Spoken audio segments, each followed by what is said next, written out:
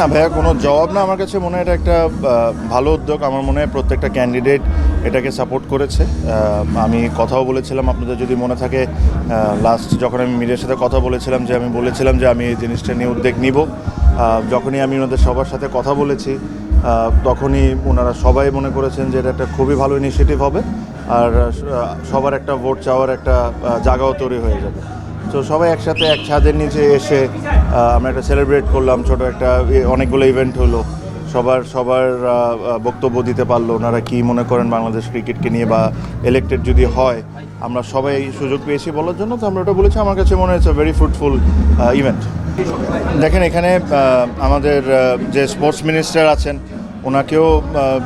ওনাকেও ধন্যবাদ দিতে হয়, কারণ উনি যখন অ্যাডহক কমিটি হয়, অ্যাডহক কমিটির যেটা কথা বলেছিলাম যে election was the main challenge আমাদের জন্য, আর এটা বলেছিলেন যে যত তাড়াতাড়ি যত ফেয়ারলি আর ভালোভাবে নির্বাচন আমরা যদি করে দিতে পারি তাহলে ভালো। সো আপনারা দেখেছেন যে প্রায় এক মাস আগে, আমাদের ডেডলাইনের এক মাস আগে আমরা নির্বাচনটা 7 তারিখে পরশুদিন হওয়ার কথা। ইনশাল্লাহ যদি সুস্থভাবে যদি হয়ে যায় তাহলে এটা আমাদের ক্রিকেটের জন্য যেটা ভালো। আমি ভিতরেও যেটা বলেছি, আসলে লাস্ট 2 বছর ধরেই অনেক ধরনের অনেক কিছু হচ্ছে।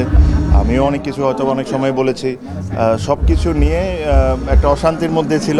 তো আমার কাছে মনে হয়, আশা করি যে নির্বাচনের মাধ্যমে, নির্বাচনের পরে যারাই ইলেক্টেড হবেন, একটা সেটেল বোর্ড হয়ে বাংলাদেশ ক্রিকেটকে সামনে নিয়ে যাবে। দেখেন, আমার সাথে জাস্ট এই অনুষ্ঠান শুরু হওয়ার আগেই ব্রাদার্স ইউনিয়নের যারা অফিসিয়াল আছেন তাদের সাথে কথা হয়েছে, যারা ঘটনাটা ঘটে যাওয়ার পর ক্রিকেটারদের সাথেও কথা হয়েছে। তো আমার কাছে যেটা আমি ওনাদেরকে বলেছি যে হয়তোবা চেষ্টা করব কালকে বসে 3 party, cricket board, the club and the players, বসে যদি একটা সমাধান করা যায় তাহলে সবচেয়ে ভালো। আপনি জানেন যে প্রচণ্ড পরিমাণ ব্যস্ত সময় যাচ্ছে, অনেক কিছু প্রতিদিন ঘটছে।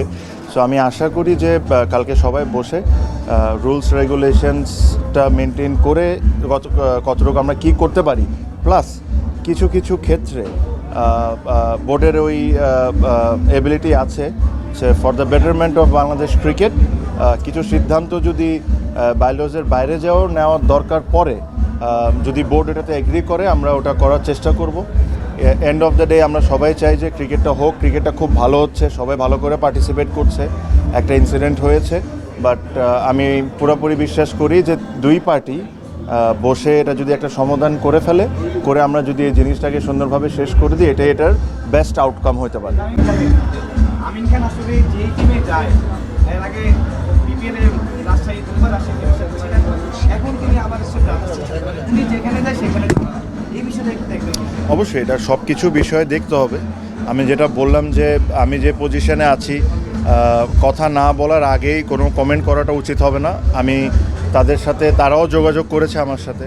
সো আমি আশা করি এই প্রোগ্রামটা শেষ হলে এখানে অ্যাডহক কমিটির কয়েকজন আছেন, এনাদের সাথে আলোচনা করে তাদেরকে যদি একটা কালকে সময় দেওয়া যায়, আর 2 পার্টিকে ডেকে বসে জিনিসটা সমাধান করাটা ইম্পর্টেন্ট। সো ওটাই আমরা চেষ্টা করব। বিকজ আপনি যদি লিগটা দেখেন, খুব চমৎকারভাবে লিগটা হচ্ছে।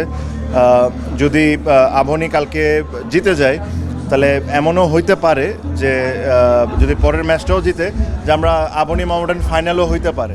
সো সুন্দর একটা জিনিস হচ্ছে। আশা করি এই সমস্যাটা সমাধান করে দিব। বাট আপনাদের যদি মনে থাকে, এই জিনিসটাও ক্লিয়ার করে দিই যে আমি আমার একটা প্রেস কনফারেন্সে বলেছিলাম, যখনই এই পেমেন্ট নিয়ে ইস্যু আছে,